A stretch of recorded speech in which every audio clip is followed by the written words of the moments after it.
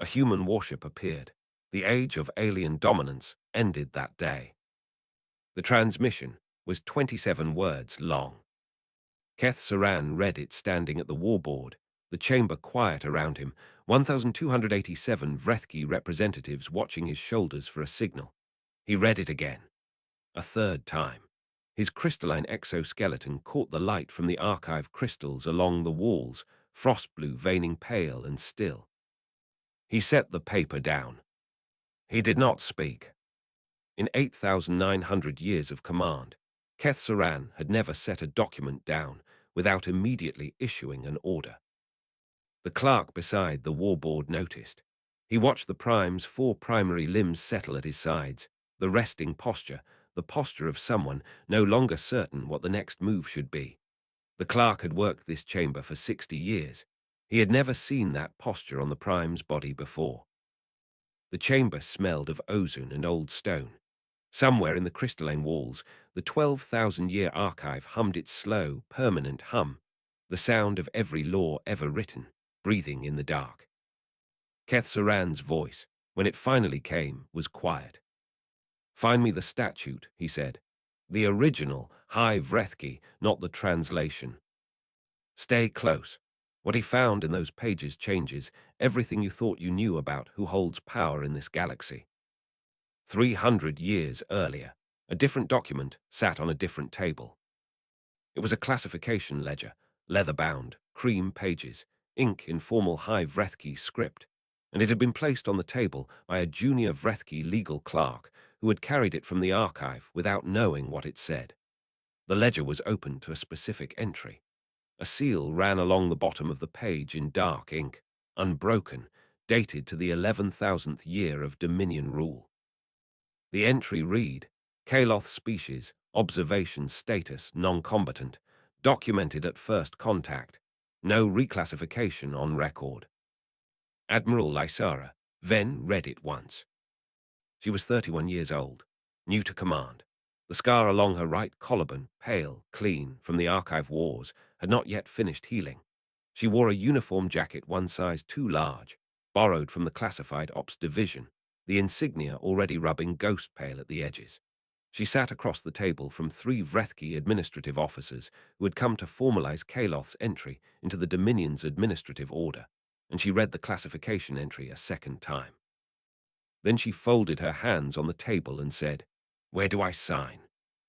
One of the administrative officers, Vrex Sethalan, young enough that her mandibles were still soft at the joints, pushed the intake documents across the table, standard annexation paperwork.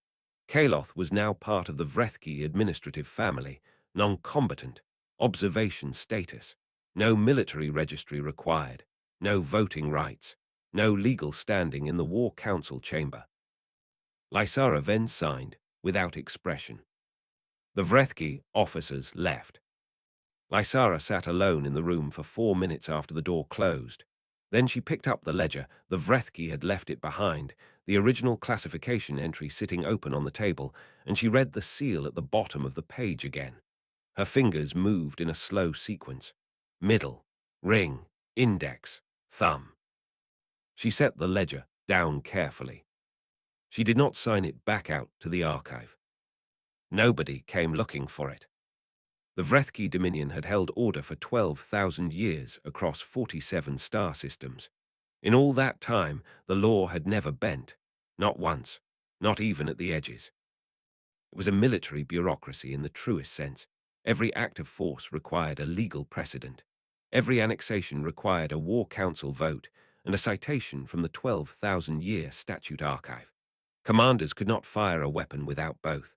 The law was the empire, not the warships, not the 11,000 capital-class hulls distributed across 47 systems, each one longer than a city. The law came first. The weapons were only how the law was enforced. In 3 centuries of watching, Lysara Ven had come to understand this completely. She had spent the first decade of Kalothian membership reading Vrethki legal texts, requisitioning translated documents from the Joint Administrative Library, cross-referencing statute records that went back to the first compilation. She had read the 12,000-year archive the way you read an enemy's orders, not to understand them, but to find the one sentence that did not mean what everyone assumed it meant. She found it in year 41 of her service. She did not tell anyone. She went back to her duties. She requested a long-term posting at Hellier Station, the deep patrol anchor point at the edge of Kalothian space, where a gas giant's gravity shadow made long-range scans unreliable.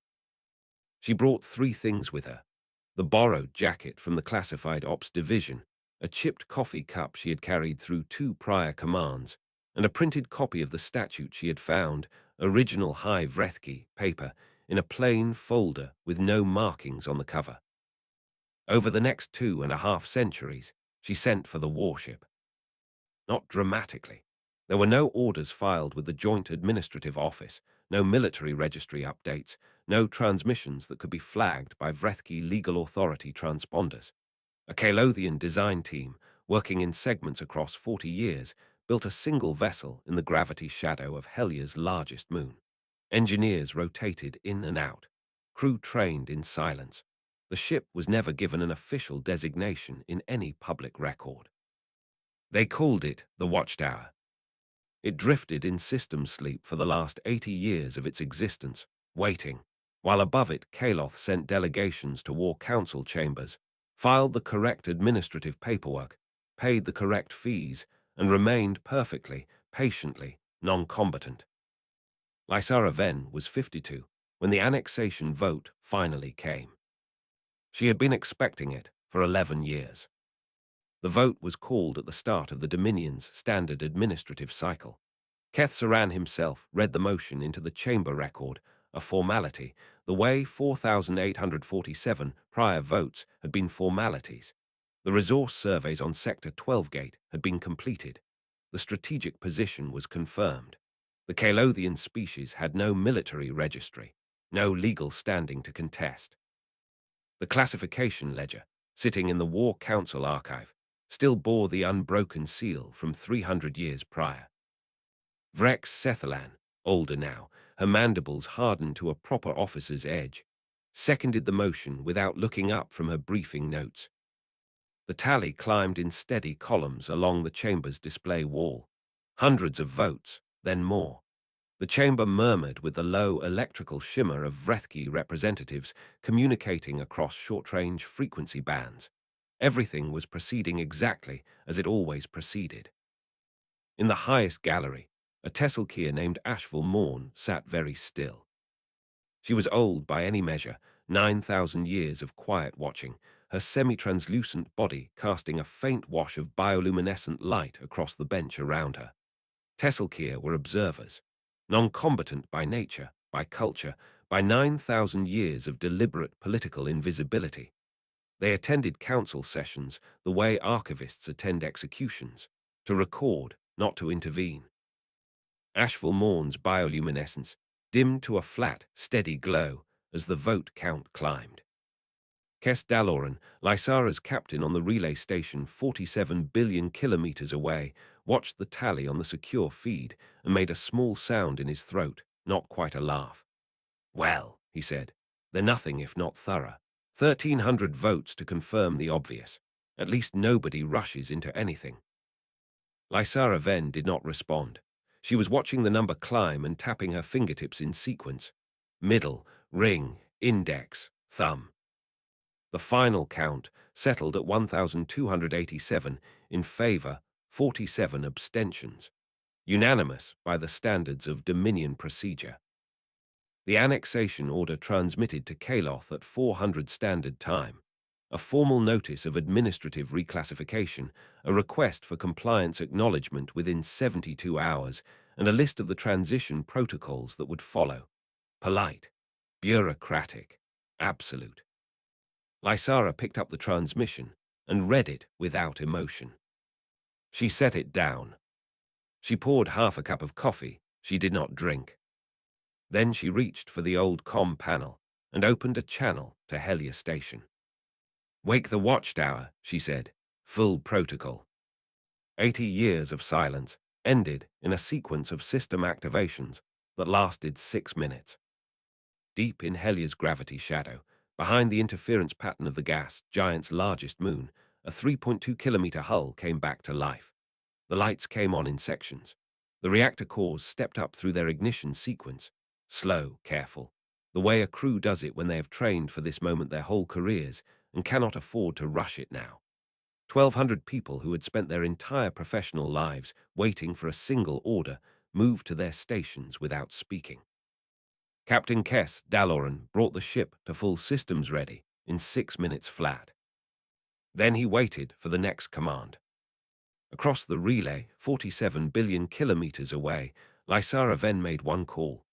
She reached Dr. Maren Korth, the Kalothian archive historian, at her desk beneath the government complex, a woman who had spent 30 years doing exactly the kind of quiet work that looks like nothing from the outside. Find the statute, Lysara said.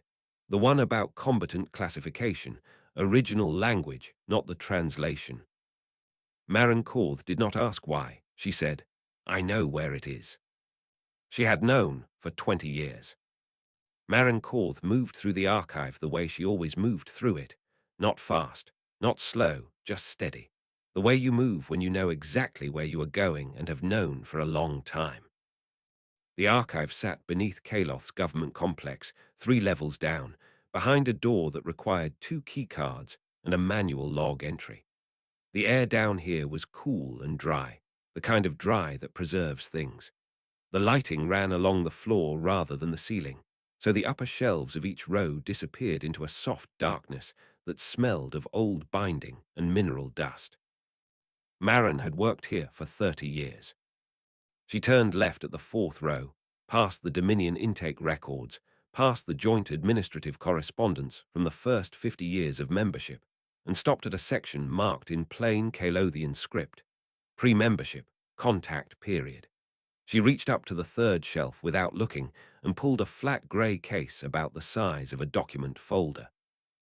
Inside, a single sheet of paper, original High Vrethki script, a copy old enough that the ink had gone amber at the edges of a statute from the first compilation. She had read it 200 times. She read it again. Then she called Lysara back.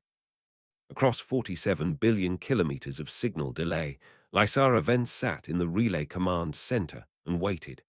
The center smelled of recycled air and the faint electrical bite of active transponders, a smell she had lived inside for 11 years. The chipped coffee cup sat on the console to her left, handle turned outward, the way she always placed it. The signal came through. Maren's voice was even, the voice of someone reading aloud from a document rather than speaking to a person. The statute reads as follows. A species classified as observation status has no legal standing to contest its classification, dispute an annexation order, or invoke counter-protocol of any kind.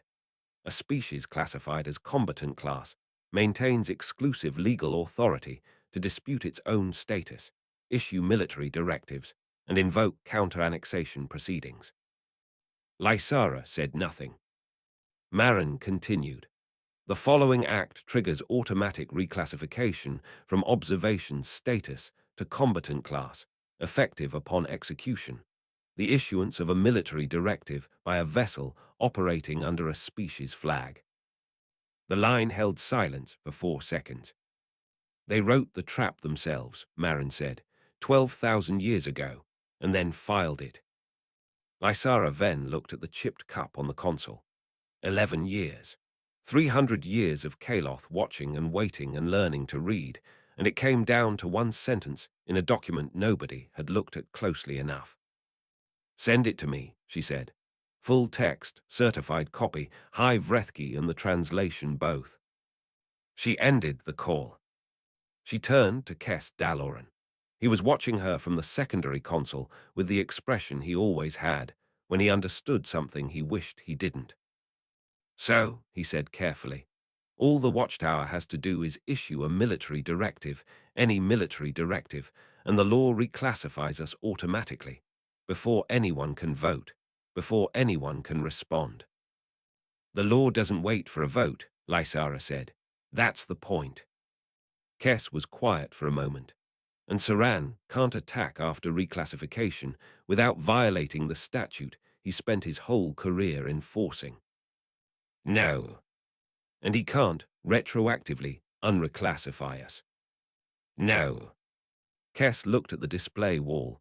The annexation order sat in its receipt queue, awaiting acknowledgement, 72 hours on the clock. So the warship appears, he said slowly. And then it speaks. And the moment it speaks, we become what we already are. Lysara picked up the coffee cup and took a drink. It had gone cold an hour ago. She set it back down, handle outward. Get me a line to the watchtower. The watchtower crossed the border mark at 6:11 Standard Time. The border mark was not a physical line, no fence, no buoy, no station. It was the point where Vrethki long-range scanning arrays stopped returning reliable data, a function of distance and interference from the Helia system's gas giant. Inside the border mark, a ship was invisible to Dominion sensors.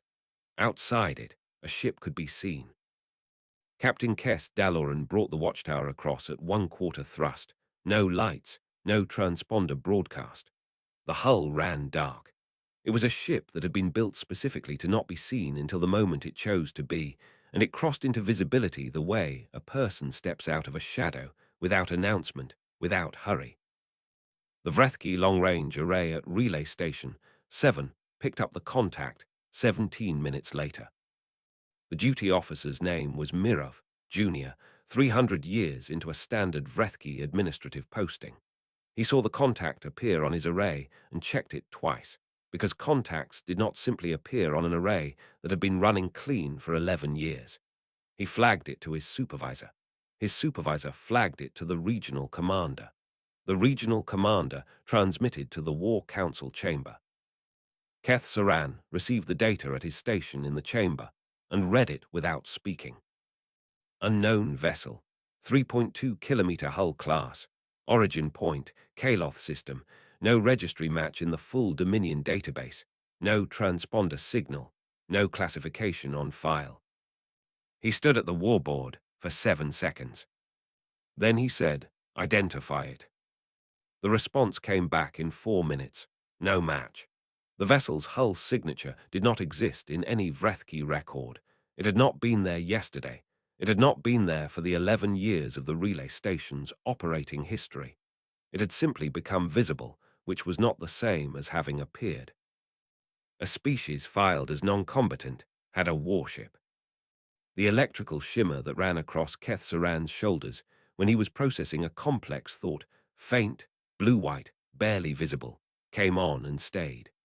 The chamber around him had gone quiet in the particular way that large spaces go quiet when 100 people stop talking at exactly the same moment.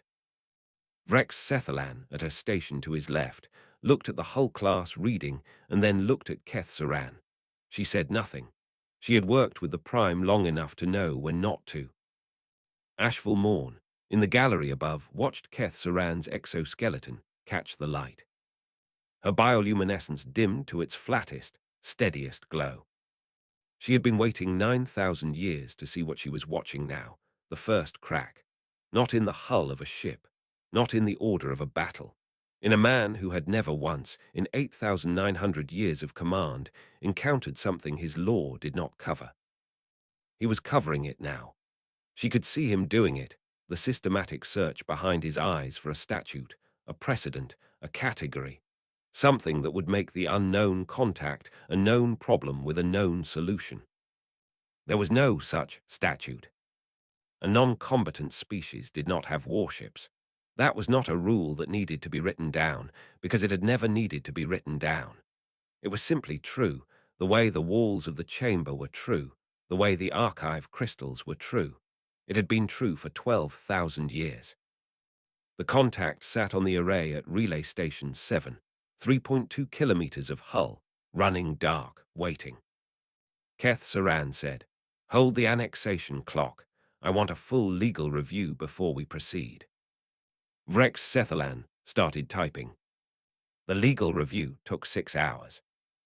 In the Relay Command Center, Lysara Ven used the time to eat, sleep for 3 hours in the chair, and read the certified copy of the statute again. Not because she needed to, because she wanted to be certain of every word when the moment came, the way you check a door lock twice before bed. not out of doubt, but out of the habit of precision. Kes Daloran stayed at his console through all 6 hours. He drank bad coffee and watched the annexation clock and did not say much. At the 4-hour mark, he asked, "Do you think Saran knows what he's looking at?" "He knows what it isn't," Lysara said. "He doesn't know what it is yet." "When does he find out?" "When we tell him." At the 6-hour mark, the Vrethki Legal Review transmitted its conclusion to the War Council chamber. The contact vessel is unclassified. No Dominion statute governs its presence at its current position. The vessel has not entered Dominion-controlled space. No action is authorized at this time. Keth Saran read the review. He set it down in the same careful way he had set down the transmission from the beginning of this account. The way a man sets something down when he is thinking about what comes after. He asked his legal staff one question. Is there a statute covering a non-combatant species that operates an unregistered military vessel outside Dominion space? His senior legal officer, a woman named Keth Dalvari, who had served in the archive division for 4,000 years, took 11 minutes to answer. The answer was no. There was a statute covering non-combatant species that operated military vessels within Dominion space. There was a statute covering combatant-class species that operated unregistered vessels anywhere. There was no statute, not in 12,000 years of compiled law, that addressed a non-combatant species operating an unregistered military vessel in open space, because it had never been considered a possibility that required legislating. Keth Saran stood at his warboard, the chamber quiet, and thought about what that gap in the law actually meant. He had not reached the answer yet, but he was closer. The watchtower had been visible on Vrethki arrays for 9 hours when Lysara gave Kes Daloran the order to cross to transmission range. The ship moved at 1/4 thrust, running dark. No lights, no transponder, just a hull that had been waiting for 80 years, moving now with the unhurried pace of something that does not need to arrive quickly because it has already won. Kes Daloran watched the distance count down on the navigation display. Around him, 1,200 crew members who had trained for this day, some of them their entire adult lives, worked their stations in the same quiet that Lysara Ven had carried for 300 years. Not the quiet of nervousness, the quiet of people who know what they are doing. At 100 million kilometers from Relay Station 7, Kes stopped the ship. He looked at the communications console. He looked at Lysara's face on the relay screen, 47 billion kilometers away, the scar at her collarbone just visible above the jacket collar. "Ready," he said. Lysara picked up the certified copy of the statute. She had been carrying it for 11 years. She looked at it one more time, not reading, just confirming it was there, and then she set it face down on the console. "Send it," she said. Kes Daloran opened all Vrethki military frequencies simultaneously. The watchtower broadcast on every channel the Dominion used, from the administrative bands to the fleet command bands to the emergency override bands, transmitted at full power directly toward Relay Station 7, and beyond it, toward the War Council chamber at the geometric center of the Dominion's primary station. The message was 27 words. Classification dispute. KALOTH species, hereby INVOKES counter-annexation protocol per statute of the first compilation. Human species DCLSSIFID from observation status, effective immediately. New classification, allied combatant power. Annexation order void. 27 words. The transmission ended. The watchtower went quiet again. In the War Council chamber, the message arrived at 400 standard time and played through the chamber speakers at full volume, because no one had thought to route it through a filter first. 1,287 Vrethki representatives heard it. Keth Saran heard it. He stood at the warboard, and for the first time since the contact appeared on the array, he moved to the archive himself, not to a legal officer, not to a staff member. He went personally to the archive access panel on the far wall of the chamber, keyed his own authority code, and requested the statute from the first compilation, original High Vrethki, not the translation. He read it standing at the panel. He read it slowly, the way you read something you already know, but are reading again, because what you need is to find the word that will save you, and you have not found it yet. Clause 1. A species classified as observation status has no legal standing to contest, dispute, or invoke protocol. Clause 2. A species classified as combatant class maintains exclusive authority to issue military directives. Clause 3. The following act triggers automatic reclassification: the issuance of a military directive by a vessel operating under a species flag. The transmission was a military directive.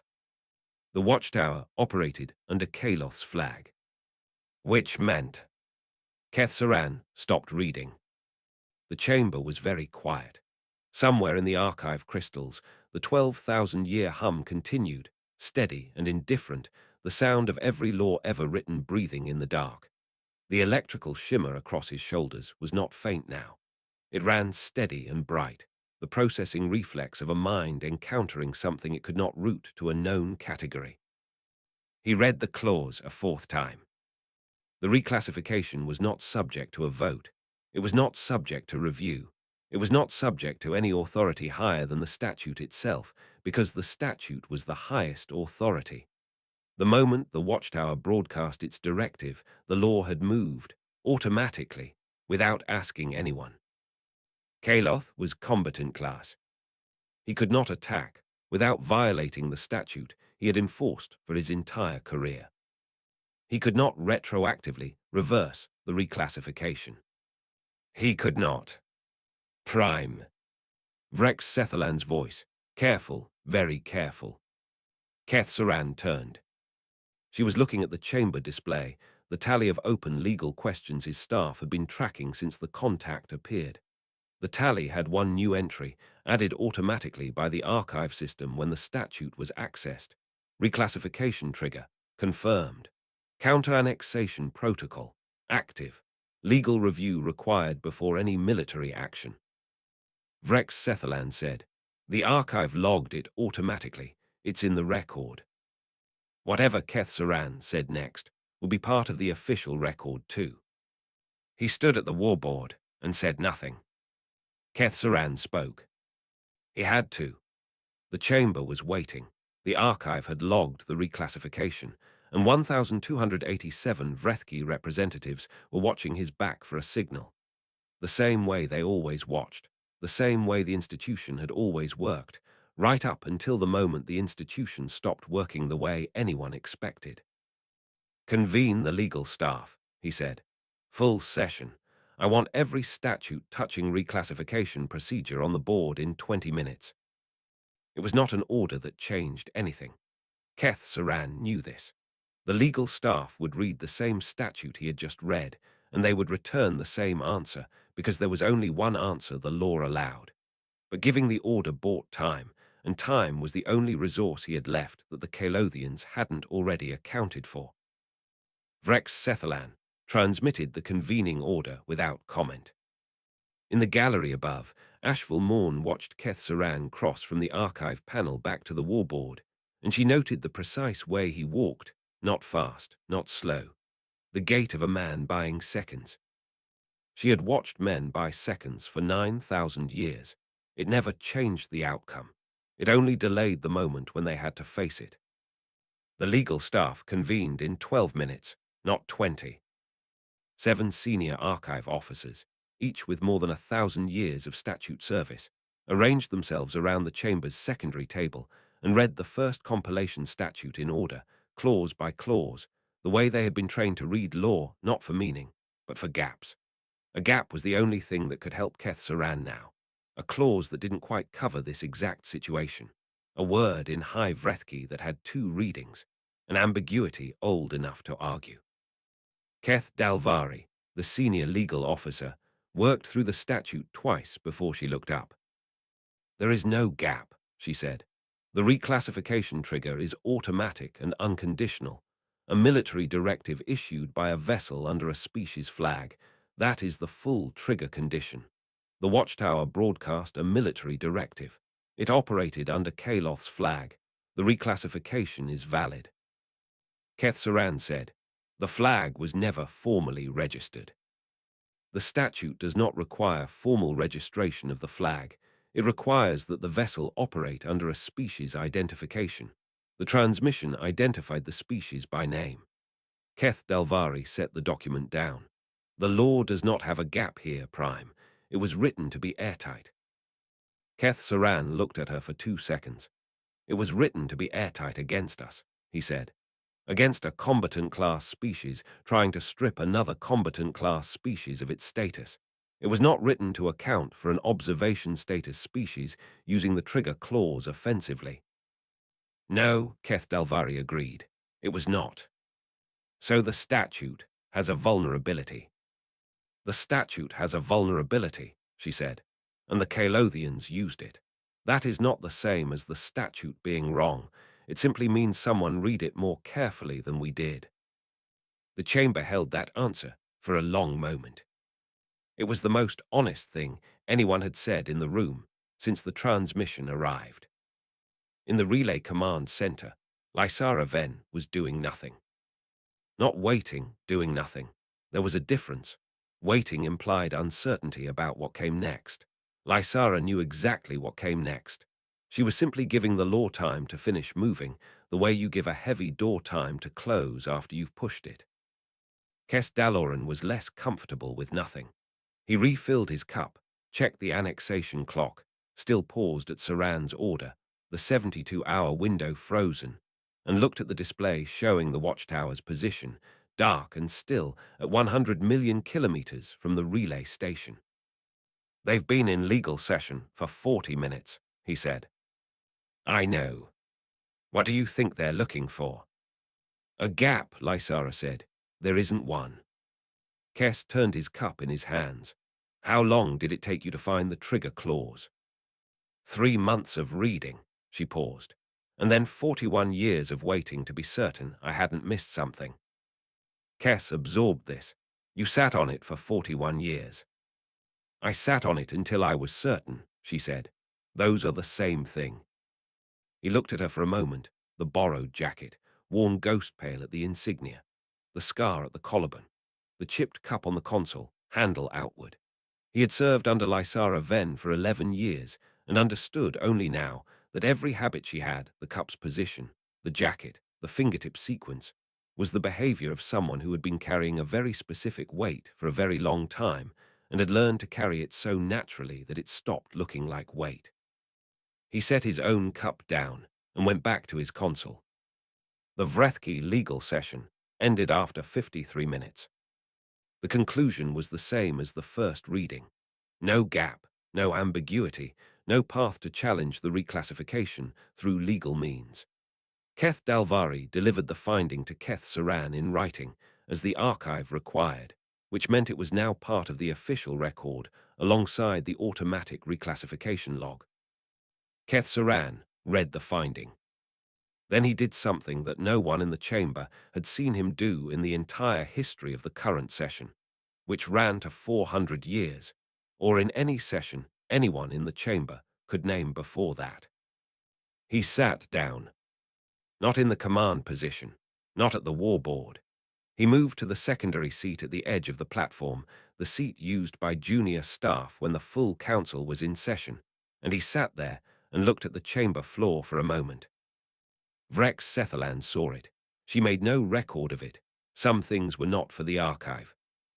The chamber was full of the sound of 1,287 representatives trying to decide whether to say something and concluding, one after another, that they would not. In the gallery, Ashval Morn watched Keth Saran sit in the junior staff seat and felt the weight of 9,000 years of watching press forward into this moment. She had attended 400 council sessions in this chamber. She had watched 47 annexation votes pass without dissent, watched species after species enter the administrative order and lose their standing, watched the law used as a door that only opened inward. She had never spoken here, not once, not in 9,000 years. The Tesselkier did not speak in these chambers. It was simply what was true as the walls, as true as the archive crystals, as true as a non-combatant species not having warships. Asheville Morn stood up. Every eye in the chamber turned. Not because she made a sound, she hadn't. Not because she moved dramatically, she hadn't done that either. She stood up the way you stand when you have decided something, which is the way that draws more attention than any noise. Keth Saran looked up from the chamber floor. Observer Morn. His voice was controlled, but the electrical shimmer across his shoulders ran steady and bright. The gallery does not have speaking rights in this chamber. The gallery has never had speaking rights in this chamber, Asheville Morn said. Her voice was low and even, the voice of someone who had rehearsed nothing because she had been preparing this sentence for 9,000 years. That is not the same as being forbidden. There is no statute. I looked. Several representatives shifted. One reached for an objection and did not find the right clause quickly enough. Keth Dalvari from the legal table did not reach for anything. She already knew. There was no statute covering gallery speech rights because it had never needed to be written down. The Tesselkier simply did not speak. It was simply true. I have attended 400 sessions in this chamber, Asheville Morn said. I have watched the law used 47 times to bring a new species into this order without their full consent. I have watched the classification system used as a permanent door, once closed, never reopened. She looked directly at Keth Saran. I told you. I told every prime before you, in the only way available to me, through the record I left, through the votes I witnessed, through 47 sessions of watching. You did not hear it, because you were not required to listen to observers. The chamber was absolutely still. Kaloth heard, she said, and they read. That was the moment, not the broadcast, not the legal finding, not Saran sitting in the junior staff seat. The moment the chamber cracked was when a Tesselkier who had not spoken in 400 council sessions stood up, and the first thing anyone reached for was the statute that would silence her, and there was no statute. Keth Saran looked at Asheville Morn for a long time. Then he looked at the display wall, where the archive's automatic reclassification log still sat at the top of the chamber record. He had built his career on the certainty that the law was complete, that it covered everything, that the gaps had been found and filled over 12,000 years of diligent legal work. He had never, not once, considered that the gaps might be intentional, might be load-bearing, might be the place where the entire structure was most vulnerable, because no one had thought to look there. The statute is clear, he said. His voice was flat, not angry, not defeated, simply the voice of a system reading its own output. Kaloth is combatant class. The reclassification stands. The annexation order is void by counter-protocol. Vrex Sethalan stopped typing. We will convene a full council session to address Kaloth's new classification status, Keth Saran continued, and to review the legal standing of all current observation status species in the administrative order. That last clause landed in the room like something dropped from a height. All current observation status species. There were 31 of them. The relay from the War Council chamber reached Lysara Ven's console 47 minutes after the session ended. The distance delay, unavoidable. The way physics was unavoidable. She read the transmission summary, while Kess Daloran watched her face. She read it again. She set it on the console and picked up the chipped cup and took a long drink of cold coffee. The annexation is void, she said. Kess let out a slow breath. And Saran called for a review of all observation status species legal standing. She looked at the display wall, where the watchtower sat dark and still at its position, 3.2 kilometers of hull that had been waiting 80 years for 6 minutes of work. 31 species, all of them wondering right now what Kaloth just showed them was possible. Kess said, the other 31 species know what happened. They were in the gallery. Lysara set the cup down, handle outward. Every observer in that chamber heard Saran say it. 31 species who have been non-combatant since their first contact data was filed, all of them sitting on classification ledgers with unbroken seals. She paused. We opened a door. The weight of what she was saying settled over the relay center, not triumphant, not relieved. Heavy. Kess said quietly, "How many of them have been reading the same statute?" Lysara did not answer, because she did not know, and not knowing was no longer as comfortable as it had been when the only question was whether her own plan would work. The watchtower sat dark at the border mark. The annexation was void. The law had moved. And somewhere in the gallery of the Vrethki War Council chamber, 31 species were looking at their own classification ledgers with new eyes. The question hung in the relay center without an answer. Kes Daloran did not push for one. He had learned over 11 years that Lysara Ven's silences were not gaps. They were conclusions she had already reached and was choosing not to voice yet. He went back to his console and watched the position marker for the watchtower, dark and still at the border mark, and let the silence run. 40 minutes later, a second transmission arrived from the War Council chamber. Not a legal finding, not a procedural notice. A direct communication, addressed to Admiral Lysara Ven of Kaloth, transmitted on a channel that had never been used for contact between the Dominion and a non-combatant species, because non-combatant species did not receive direct communications from the War Council Prime. The header read, from the office of War Council Prime Keth Saran, for Admiral Lysara Ven, Kalothian Defense Command, personal correspondence, not for archive. Kess looked at it. Personal correspondence.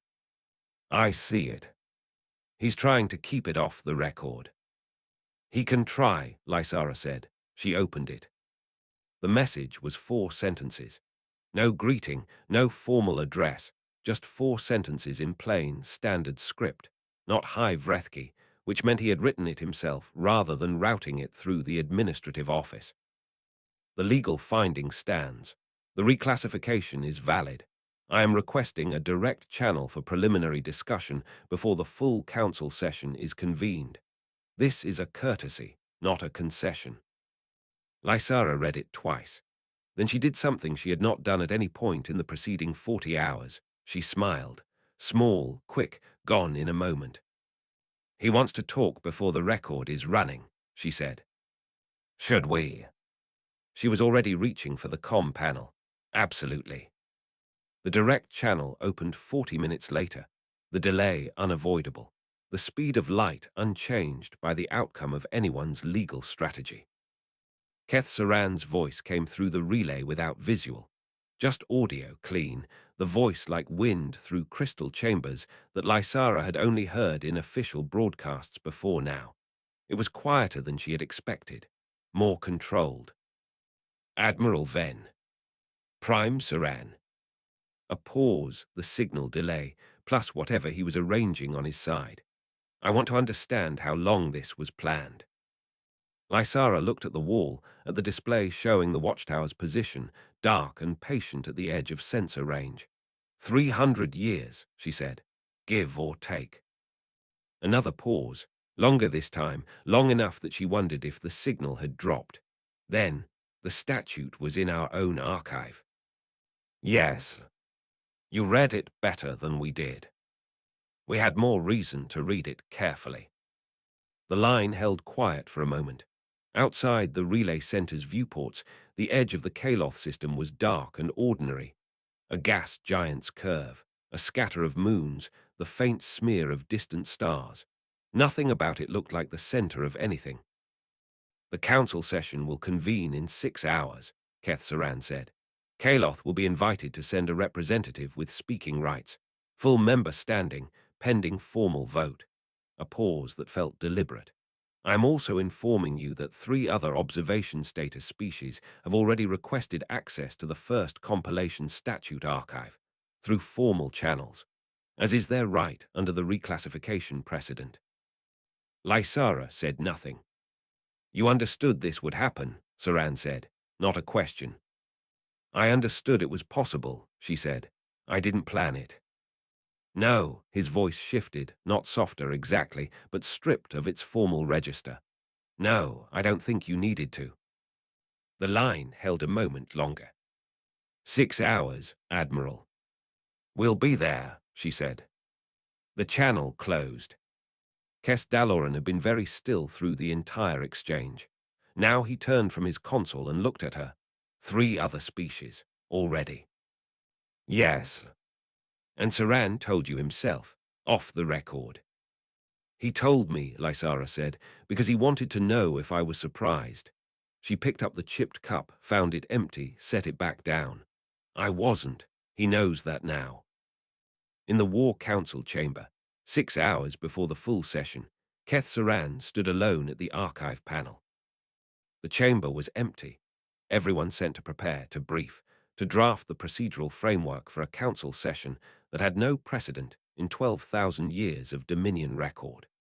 He had given the orders efficiently, moved the machinery of institutional response the way he had moved it for 8,900 years, and then he had come here, to the archive panel, to stand in front of the original first compilation, statute one more time. He read it, not looking for a gap, not looking for anything, just reading the words that had been written 12,000 years ago by people who believed they were building something permanent, and finding, in the plain text of what they had written, the proof that they had been right, just not in the way they had intended. The law was permanent. It had lasted 12,000 years without changing. And it had just changed everything. He closed the archive panel. He picked up the printed, finding that Keth Dalvari's team had left on the secondary table 3 pages, standard format, the conclusion the same on every page it appeared. He straightened the pages against the table edge. Then he set them down. He walked back to the warboard. The chamber smelled of ozone and old stone. The archive crystals along the walls hummed their slow, permanent hum. In 6 hours, this room would hold 1,287 representatives and a Kalothian delegate with full speaking rights, and Keth Saran would preside over a session that would, by the time it ended, have reshaped the order he had spent his entire existence maintaining. He sat in the command chair. He sat there for a long time, in the empty chamber, with the hum of 12,000 years of law around him. The full council session lasted 4 hours and 11 minutes. Lysara Ven's representative, a young legal officer named Save Moran, 26 years old, who had never left Kaloth before and who kept his notes on paper, the way the whole department did, sat at the delegate table with full speaking rights and said almost nothing. He didn't need to. The legal record spoke. The archive log spoke. The statute spoke. The vote on full Kalothian membership in the council passed at 1,287 in favor, unanimous. The same 1,287 voices that had voted to annex Kaloth 36 hours earlier now voted to elevate it. The law required it. Keth Saran read the motion, called the vote, and recorded the result without expression. Save Moran wrote the result in his paper notes with the careful handwriting of someone who had been told, before leaving Kaloth, to write everything down. In the gallery above, Ashful Morn watched the tally land and felt something she had not felt in 9,000 years of watching, the particular weight of a thing that has finished. Not the end of something, the settlement of it. The difference between a door slamming and a door finally, after a very long time, opening. She did not let herself mistake it for relief. Because Keth Saran was still in the command chair, still War Council Prime, still in command of every warship and statute and star system the Dominion held, and the order he now commanded required him to enforce the law that had just proven him wrong, to uphold the reclassification he could not reverse, to honor the membership he had not chosen, to preside over a council that now included a species that had read his own law better than he had. He would do it. She knew he would do it, because the law required it, and he had spent 8,900 years as the law's instrument. But the cost of doing it would compound every day, in every session, in every decision that required him to acknowledge the shape of what had changed. That was not relief. That was a different kind of weight. After the session, Asheville Morn descended from the gallery. She had never done this before. The gallery had stairs. She had known about the stairs for 400 sessions, but descending them meant entering the chamber floor, which meant being present in the space rather than above it, which meant being something other than a witness. She walked across the chamber floor toward Keth Saran, who was standing at the warboard reviewing the session record as the last representatives filed out. The sound of her footsteps on the obsidian floor was the only sound in the room. He looked up. She stopped 3 meters from him and stood at the level of his shoulder. He was taller, the exoskeleton adding half a meter, and looked at him without deference. "You warned me," he said. It was not quite a question. "I warned every prime before you," Asheville Morn said, "in the only way available to me, in the record, in the witness log, in 47 sessions of sitting in that gallery and watching the law used as a door that only opened inward. We did not listen. You were not required to listen to observers." She held his gaze. "You are now. That is in the record too." Keth Saran looked at the archive crystals along the wall, the hum, the light, the 12,000-year breath of every law ever written. He had been part of that archive for most of his life. He had enforced it, built on it, used it as the foundation of everything he commanded. He said quietly, "What do you think comes next?" Asheville Morn considered this. 3 species have already requested access to the first compilation statute. 4 more will request it within a month, because that is what happens when a door opens, people walk through it. She paused.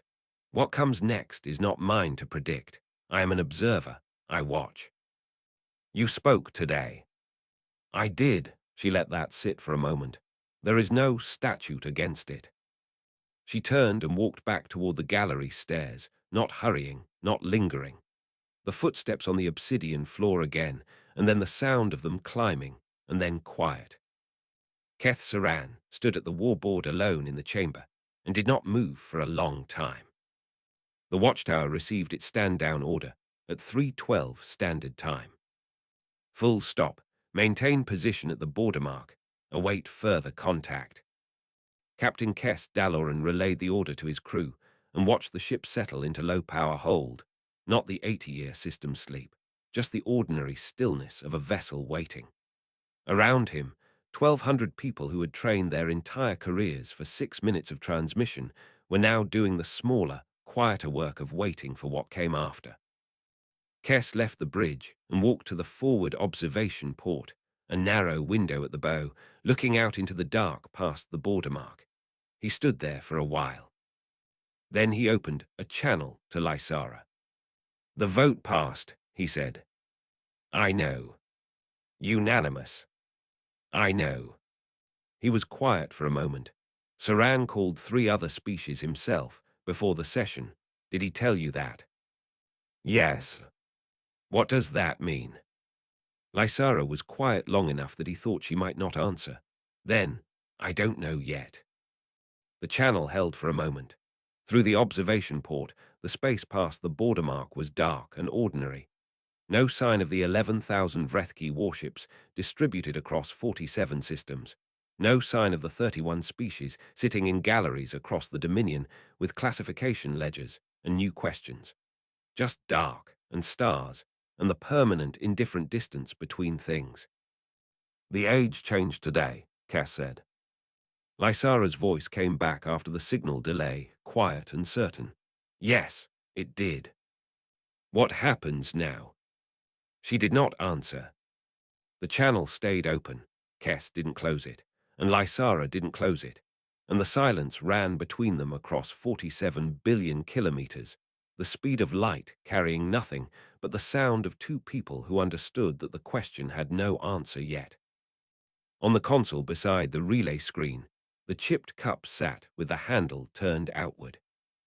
The statute printout lay face down next to it, the copy Lysara had carried for 11 years, the 3 pages of plain high Vrethki text that had been waiting in the first compilation archive for 12,000 years for someone to read it the right way. She did not file it. She did not put it away. She left it face down on the console, in the recycled air of the relay center, while the channel stayed open and the questions stayed unanswered, and the watchtower held its position at the edge of everything the law had just changed.